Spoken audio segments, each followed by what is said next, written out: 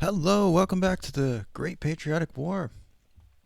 It's been a few days, but I I was just kind of in one of those situations where every time you log on, you kind of look at your computer with disgust and then walk away from it. But the good news is that we're back here, um, and we're gonna do our best to hold the line. I was actually reading through the rules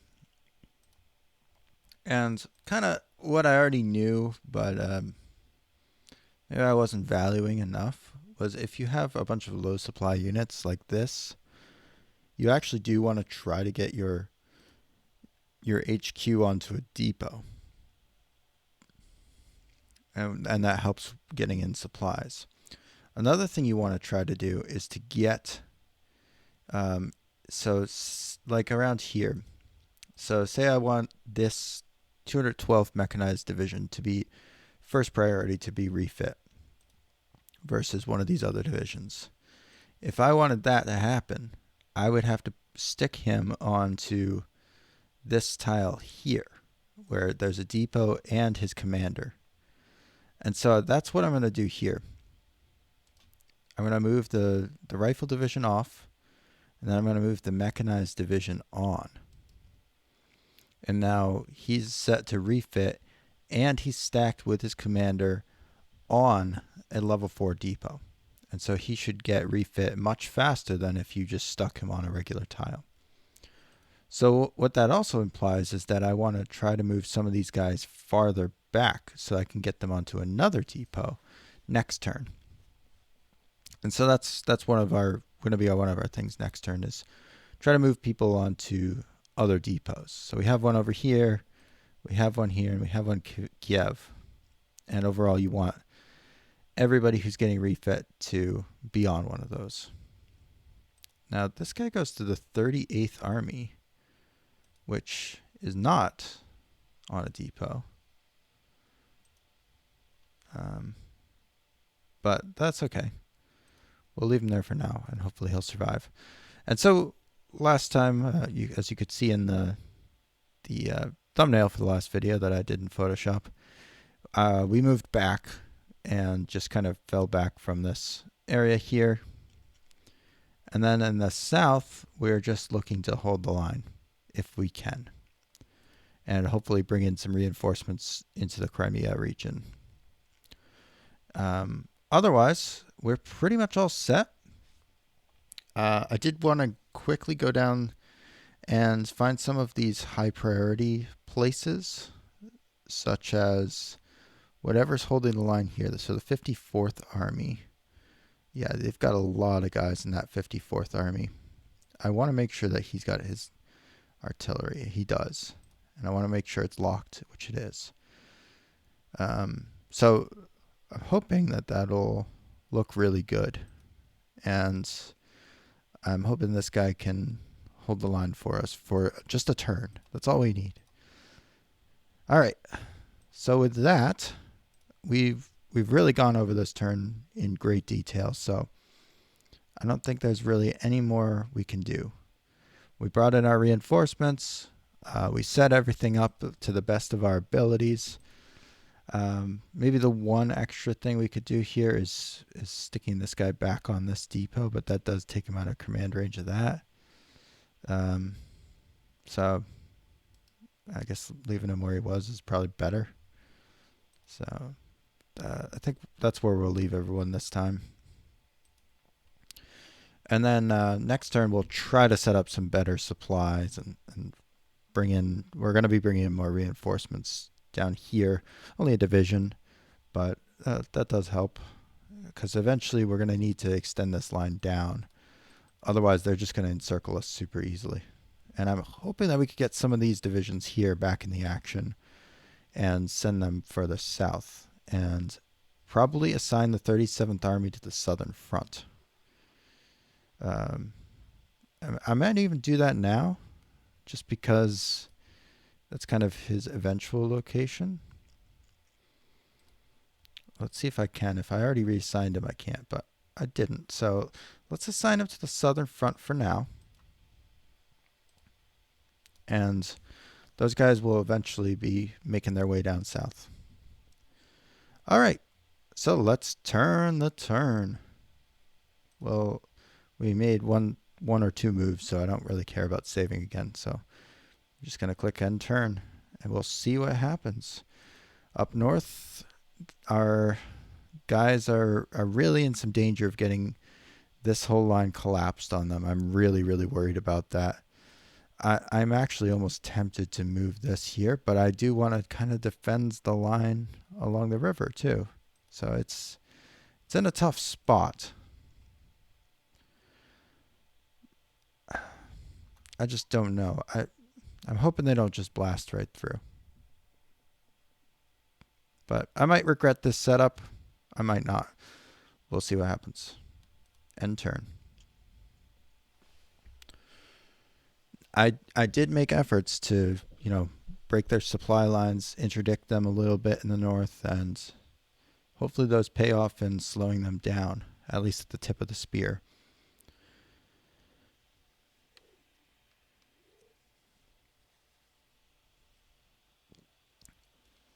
We've got a week of rain here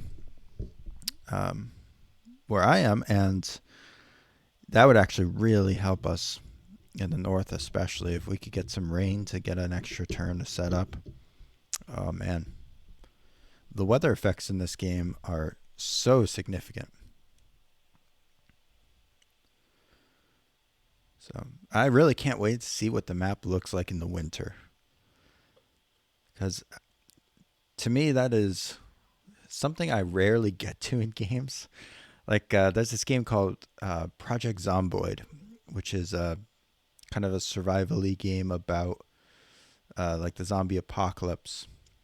It's a really nice game. I got it way back when it first came out in like 2011 or 12, when it was still just a pipe dream, basically.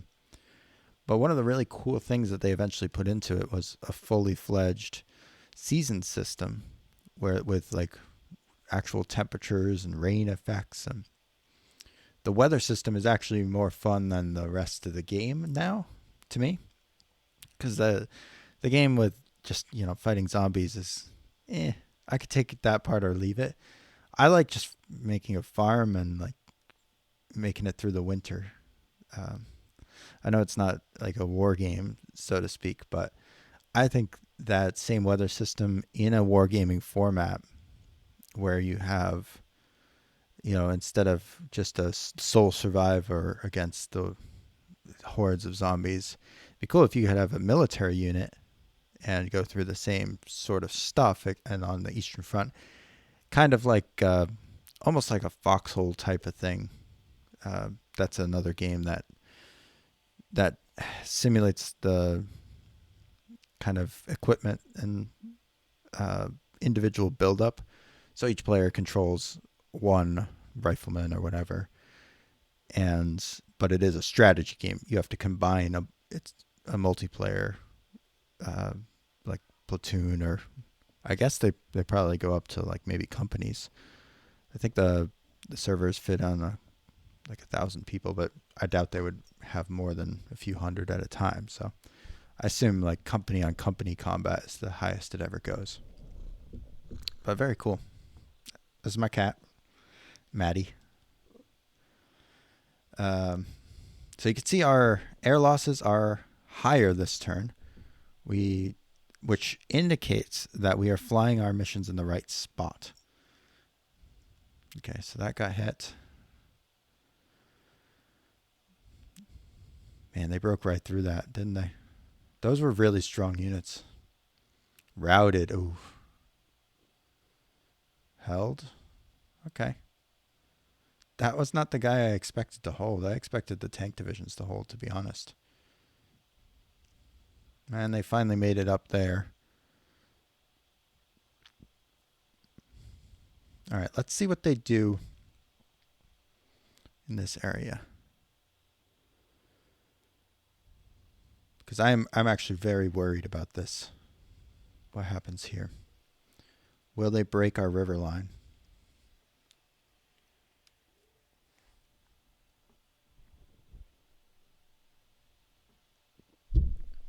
I think they probably will try. Held. Oh, Jesus. Retreated. Damn. All right, we shouldn't lose the whole line because of that, I don't think. Because they already attacked quite a bit. And now they have infantry divisions up there. Shit. Okay, they surrounded him and attacked him. Oh, this is going to be a heavy, heavy turn. Oh.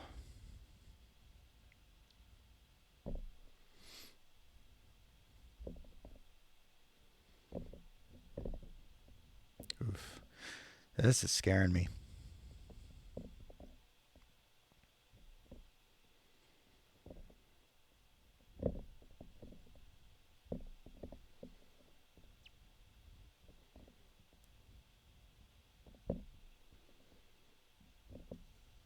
Where is this combat even taking place? I'm seeing retreats, but I'm not seeing them on the screen. It's probably like right at the edge of the screen or something like that, underneath the AI turn block, whatever you would call this, dialogue box, I guess. So the way the AI turns work is it snaps the camera to it, but if it's anywhere on the screen, it doesn't like re-snap the camera. So you can have stuff that's hidden by your map or by the AI turn box here.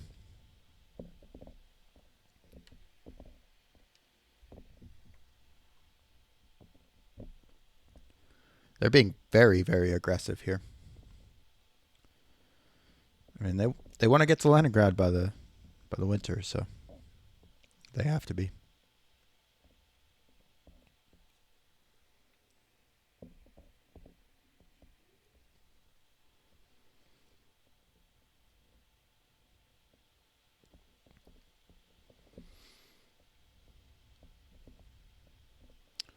So I'm guessing that's where their commander is. Probably not something I'm supposed to know, but... All right, will Smolensk fall on this turn? I'm not so sure. Man, they're just... Okay, now they're trying to move around us. That's kind of what I thought would happen.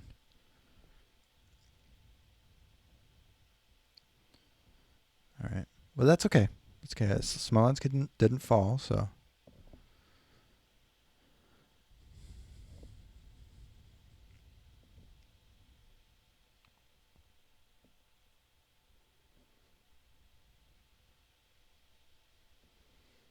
One other interesting things I read in the rules while I was preparing for this episode is that if your units are adjacent to the enemy units at the end of your turn, in the logistics phase, it will attrit your forces.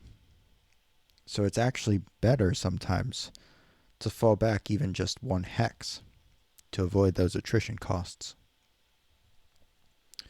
Unless you are, in our case, the Soviets, where attrition is actually helping us. And it's one of the few ways we can actually damage the enemy because we don't have any offensive capabilities at this point.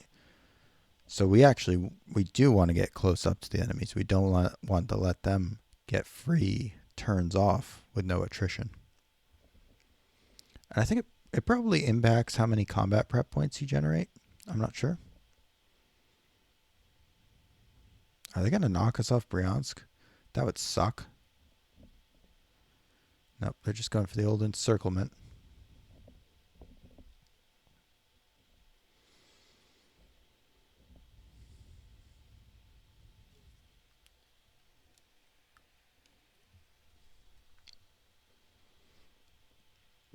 Now, I'm glad I brought in like 20 divisions down here, but damn, they've gotten shredded.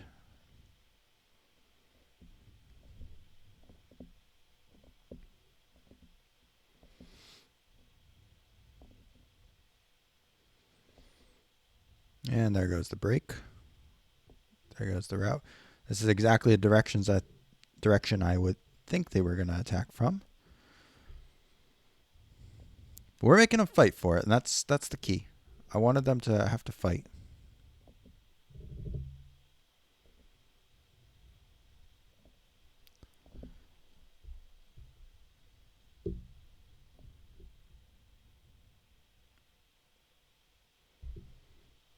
Alright, so Kiev didn't fall. That's good. Oh, they crossed the Dnieper. They just went around us. Shit. I mean, there wasn't much I could do there. I couldn't spread the line any thinner. Alright. Well, that's probably the death knell for that area then. 30. Will he be able to hit us?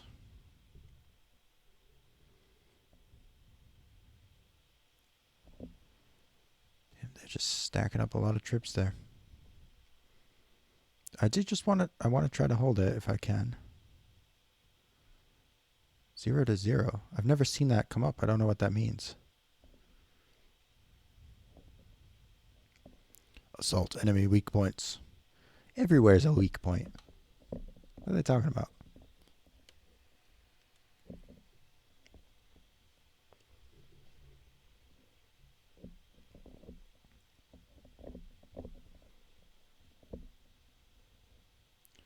You know, Maddie, it's kind of weird that you're purring while the Nazis wipe us out.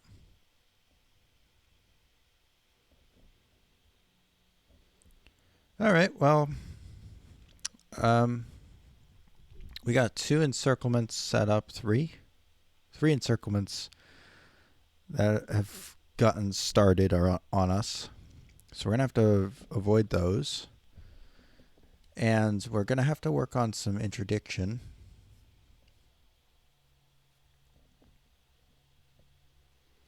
For sure in the north. Probably in the south, I'm not sure.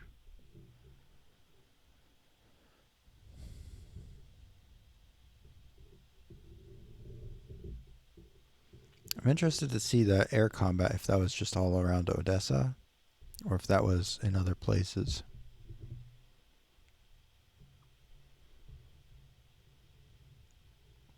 That's the first turn that they've contested the skies since turn 1.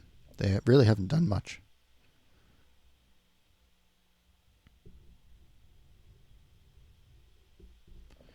Alright, so we lost 52, almost 53,000 men, 788 guns, 820 armored fighting vehicles, and 95 planes. So a pretty high loss turn in terms of equipment, not necessarily super high loss in terms of men, but we also were able to take out 24,000 of their men. So can't be too displeased with that. It's basically 2-1, which is not terrible for us. 2-1 losses, we can sustain that pretty much indefinitely. 820 armored fighting vehicles is a little bit more concerning, but the majority of those were lost basically in 1 or 2 battles. The Veliki Luki area, which I probably should have seen coming and I should have pulled out of. So like just in this battle here alone, we lost 112 tanks on the very first battle. And then here we lost another 108. So that's a lot of tanks to lose really quickly. Again, another 25 tanks lost right there. So 225 tanks, 225 plus tanks lost in 3 battles. So then our losses don't look quite as brutal. And then the other majority of our losses came in these battles right here, where we lost 359 tanks because we had 2 tank divisions going up against a panzer division and a motorized division and a couple of infantry divisions. So they brought a lot to the table. Oh, wait, I'm sorry. 2 motorized divisions, a panzer division, and 2 infantry divisions. That's a lot of firepower coming at us. 53,000 men with 223 tanks attached to that against 14,500, almost 600 tanks. So against those odds, I don't think that there was much we could have done. I mean, that is the bulk of a. I mean, that's practically an army in our army, anyways. 53,000 men. It's about what one of our armies is at this point. So I don't feel too bad about that. I mean, 5 units or 6 units total with 5 on map and 1 support.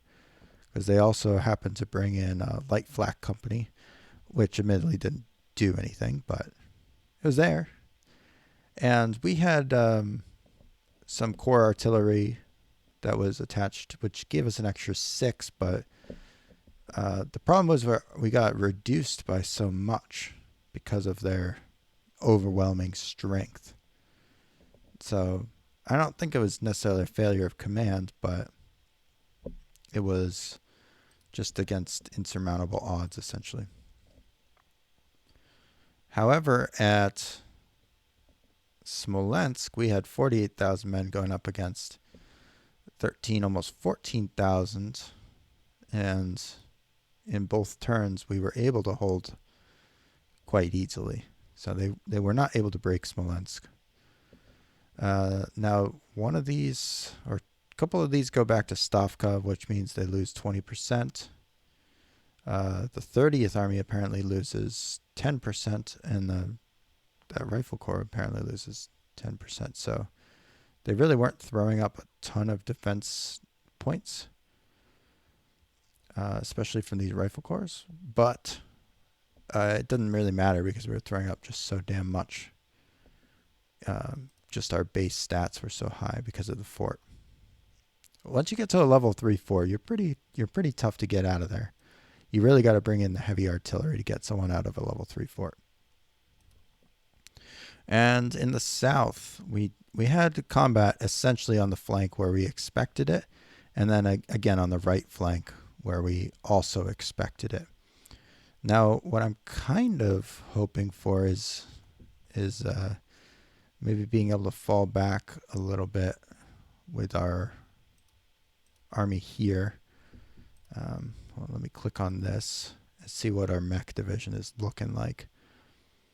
So you can see how quickly they reformed because they're sitting on the same hex with the 37th Army.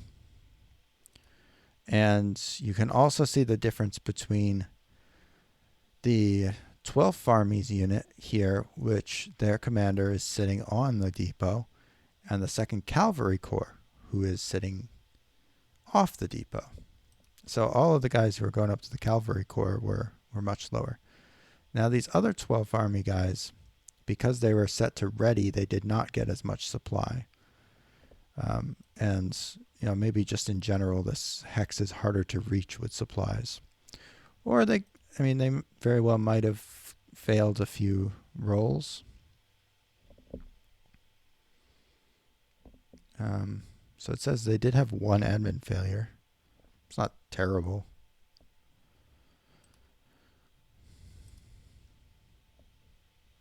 What about this guy? He had 3 admin failures, so yeah, and that also reduces your movement points. So that explains why this guy has 12 movement points and the other guy has 9. 3 admin failures, basically, because I bet this guy didn't have any. Yeah, so he had 0. So we lost 3 movement points and a whole bunch of supplies to those admin failures. This guy must have had 3 admin failures as well. So starting to think about the game in those terms is definitely, I think, going to help me. Let's quickly read the events. Excess garrison in Western Europe, these bastards, gain 1 victory point and 1 administrative point. The victory point I could care less about. The administrative point, that's not great.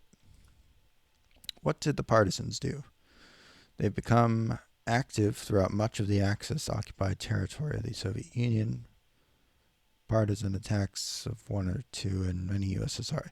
I don't really know what that directly impacts. Like, Whether I see that on the losses screen, is that just baked into this, or does that show up on some sort of other screen?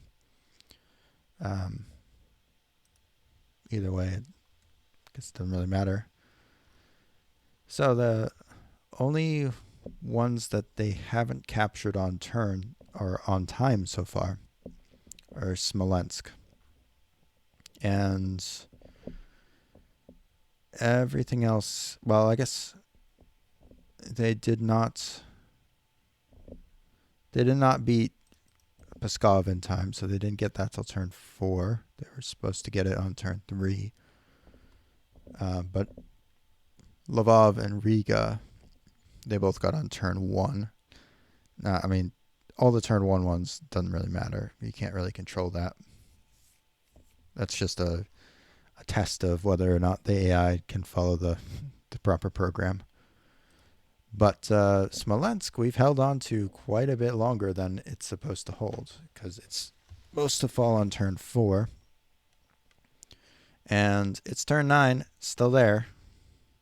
So I'm happy about that. We didn't do so hot in our multiplayer campaign around Smolensk, but that was kind of my personal failure, not really a failure of the troops. But I definitely underestimated how strong this initial push can be.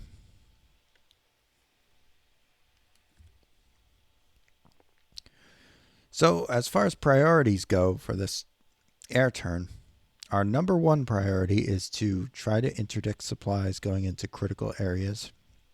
Supplies and troops, I should say, going into critical areas.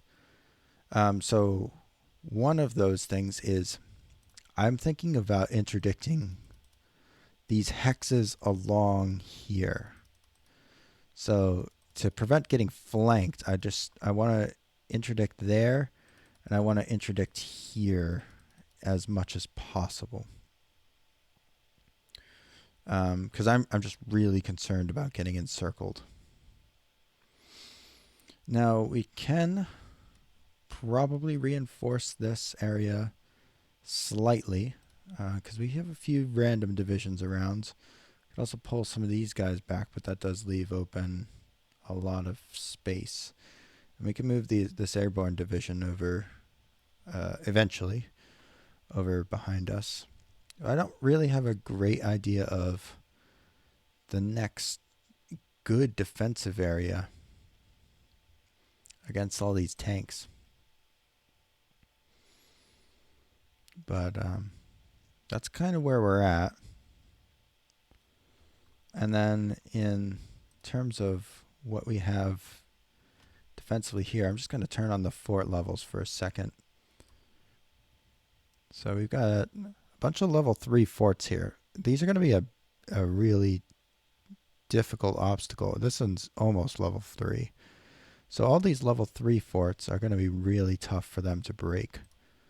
And we've got a fair number of them, and a couple that are on the cusp of becoming level 3. What we don't have a lot of is any fortification in the south. So that's a little bit concerning. And we're also seeing that they're just kind of trying to break out here. Now the question is, do we try to chase around here and see if we can get in behind them? I'm not sure if that's too smart, but it's definitely one option. Let me just turn that off for a second. This airborne brigade actually was able to get a few men in, which is good. So we might be able to get them up and around. For some reason, they have armored fighting vehicles. What do they have? Oh, they have a T-38. Basically like a T-38 platoon, I assume. But T-38s are just kind of, light amphibious tanks. They're not really super useful, but it's nice to have. And I have a secret love for airborne brigades and divisions, so I don't mind having them around.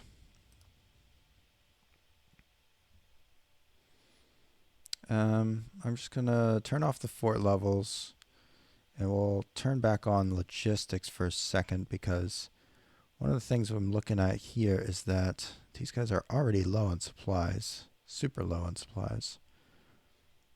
And I do want to make sure that these are all going to go to the 18th Army, because he seems like he knows what he's doing somewhat. Another thing is we're going to start from the south this turn, I think, because by starting from the north every time, I think it does bias us a little bit. What does this mean? Does this mean it's damaged when it's red like that? Or does that just mean it's overstacked?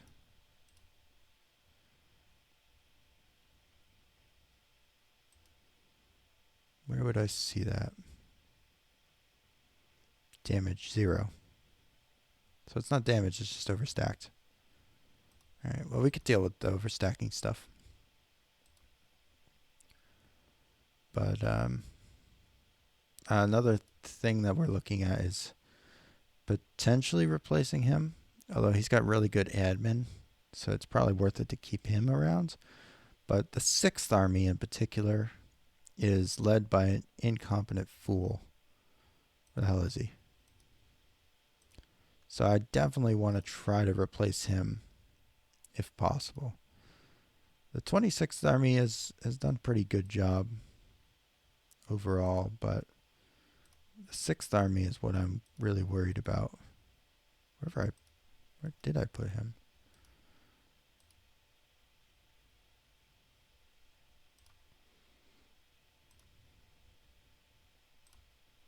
This guy.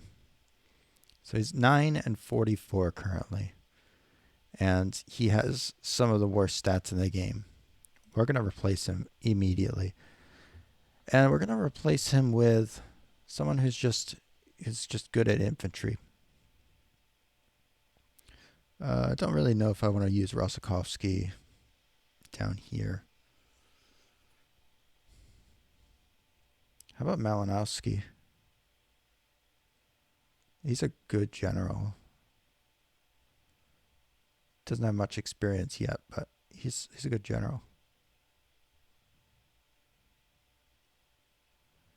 That would cost me 14 total. So it leaves me a good amount to play with. Kind of 3 forts or 6 depots, or a couple of depots and some units, some support units. But he's definitely worth replacing. Okay, so 6th Army is now led by Malinowski, and the old boy can't even look up at the camera. He's so focused on the map. He's like, I am going to find those weak points. Look at this guy. That is a face of focus. And you can just see he's got the slicked back hair, you know, the gratuitous but not ridiculous amount of medals, and just a really nice sharp jawline. He just looks like a general. So he is going to lead this 6th Army to hopefully better success, because they have not had a good go of it so far. In general, the Southwest Front has done a good job of holding on, but just the overall number of defeats we've had has really devastated us. So let's see if we can start to turn that around. So these guys are in the process of refitting as well. Still refitting.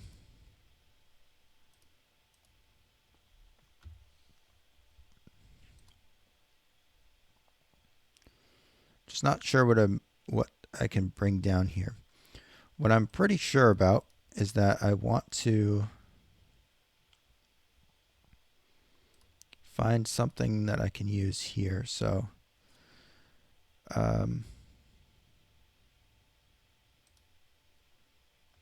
let's do just a little teeny tiny bit of recon.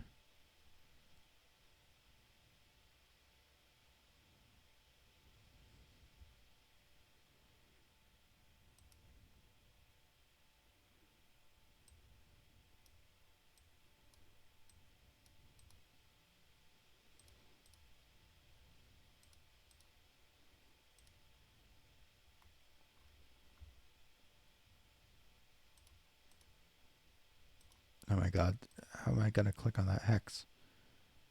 Do I have to do it all over again?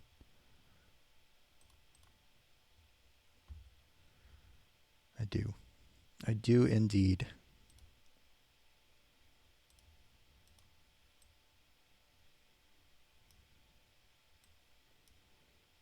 It just makes it so hard to redraw these things sometimes. Are you kidding me? I literally cannot click on that hex. Nope. How do I get rid of that BS? Or do I have to accept it first? Maybe? I would prefer not to fly over enemy territory if I don't have to.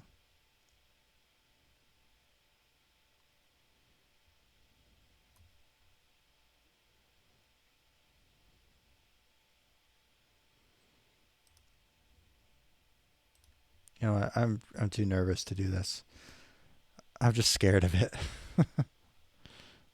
Oh, I meant to check where our air battles were. Were they down here? I think they were mostly in Odessa. And they're transporting air fleet, the bastards. So we definitely had some air combat happen.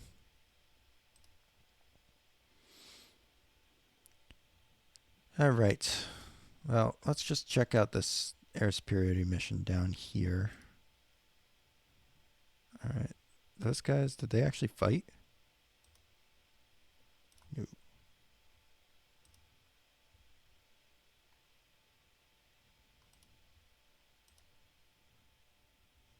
Yeah, we shot one down.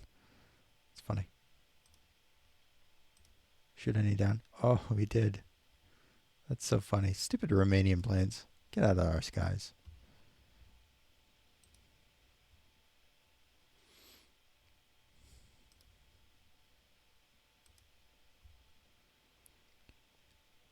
All right, so this is at 44%, which is pretty damn good overall.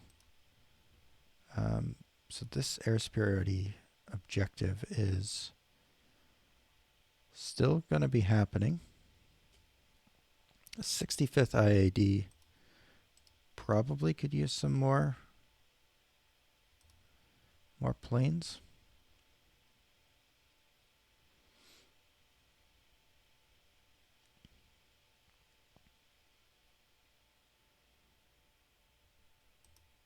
Let's get them in some lag 3s.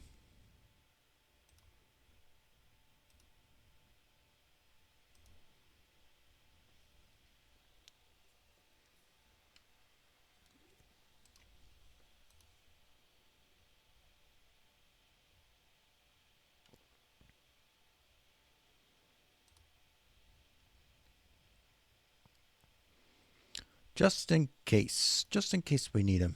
We want to keep doing that mission no matter what. All right. What else do we want to do down here? I mean, I kind of feeling a little bit ambivalent about this. Please let me see the directives. Oh my god. Okay, click on this. Click on directives. I don't know. I'm not feeling as good as I once was about this mission, just because it's now flying over enemy terrain.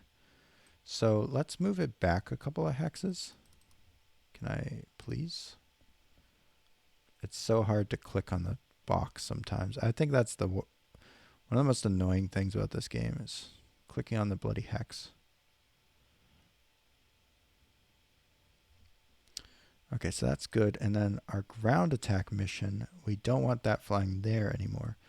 Where we want it is flying it here.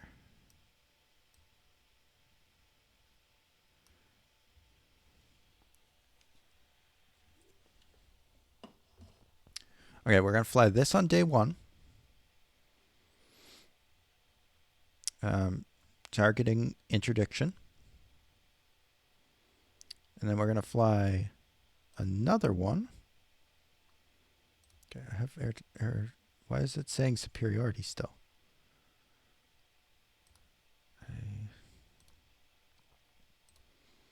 I don't get this game sometimes. All right, now it's saying ground attack. So this is going to be day 2. Interdict. Unit. Confirm.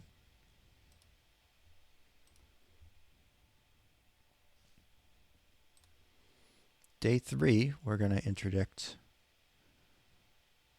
this hex.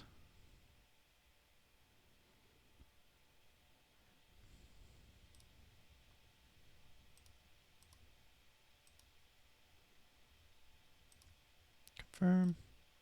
And then the rest of the week they can just fly air superiority, maybe?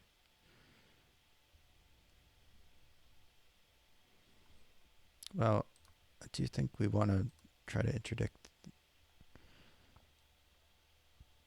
this just in case.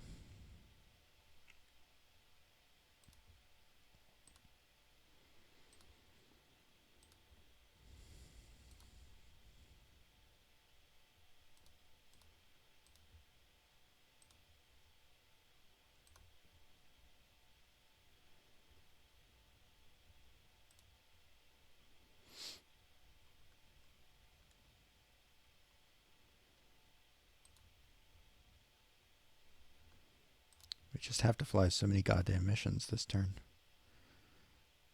No, I want to fly out of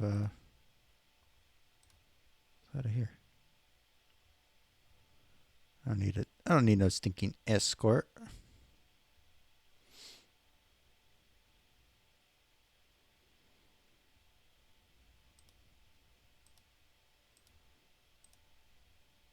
Cool, cool, cool.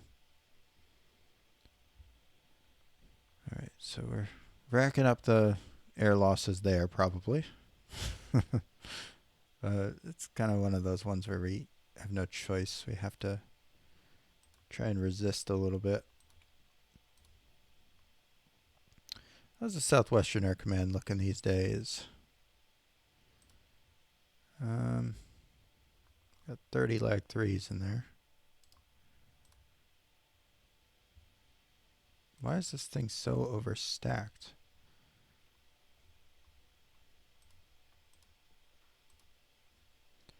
What else is in here?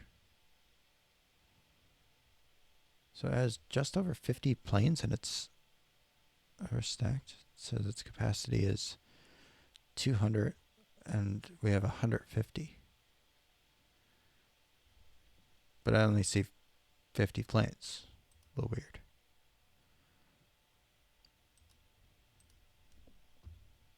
I don't know. All right, so what is going on down here? We've got this crazy ass mission here going on. Let's not do that. Let's go from here. And let's shrink this down to a 2. And keep it very focused on our front line, especially the weaker parts. Okay. Now what we want to do is, oops, don't want to do that. Click on this and then click on ground attack. And now we want to try to ground attack on this side here.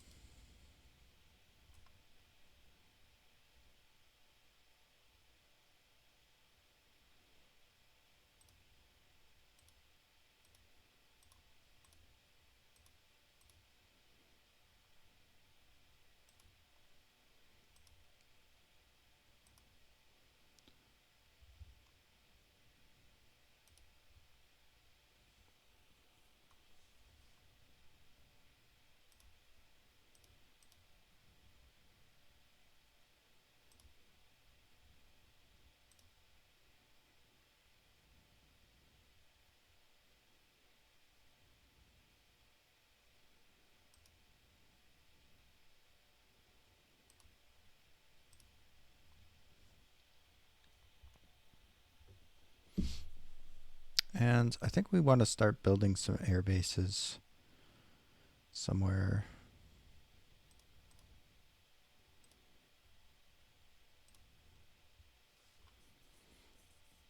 The question is, where do we have time to build an air base at? Probably here.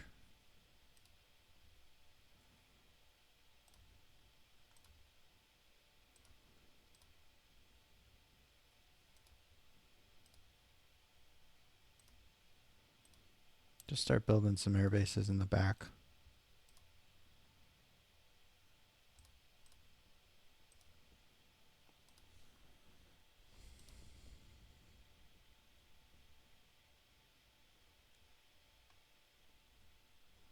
Because there's a good amount down here by Stalino.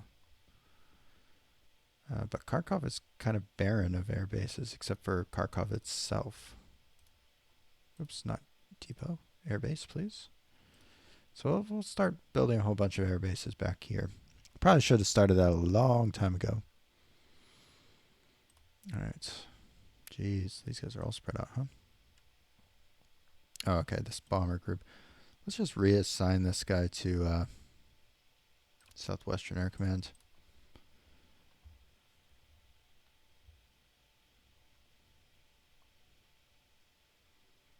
Because I would like to use them for a little bit of an interdiction campaign.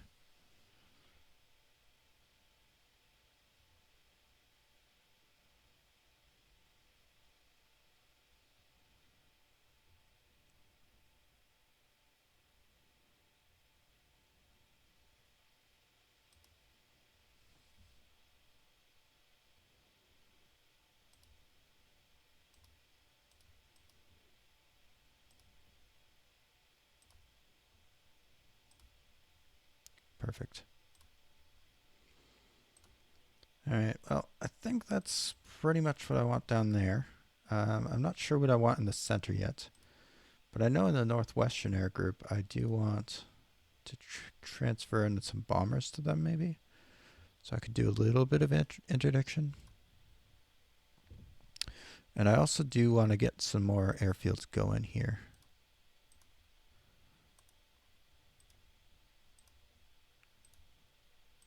On the northern flank. So I think that's where we're going to be falling back to relatively soon. Yeah, I was right. That combat was covered up originally. And that was just a straight up retreat. Not a terrible one. Not a huge loss, considering it was 35,000 to 16,000. Not the worst numbers in the world. They must have rolled pretty low. 166 to 45. I guess we had a level 1 fort, so that did help us out. But yeah, probably I'll wrap it up here. Next time we'll just quickly finish up the end of the air turn. Run that, and then we'll try to address some of the southern concerns we have. See where we can pull some units from. But look at this army here. Holy crap. I'm going to need more than just the 11th Army to stop that. That's a lot of infantry. When do I start getting my men? That's what I want to know. Where do my waves of infantry come in? That's all I need. I just need waves of infantry divisions. Do you see that in order of battle? Because look how few men we have compared to them. 3 million to 4.5 million right now. So we need some men on the battlefield. Yeah, we're just short of everything, except for tanks, but that's quickly evening out.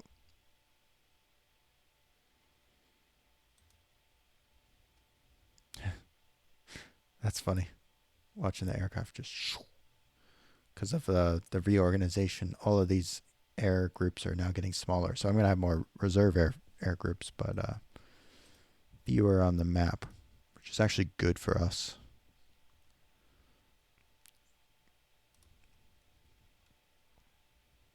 But we've been holding them steady.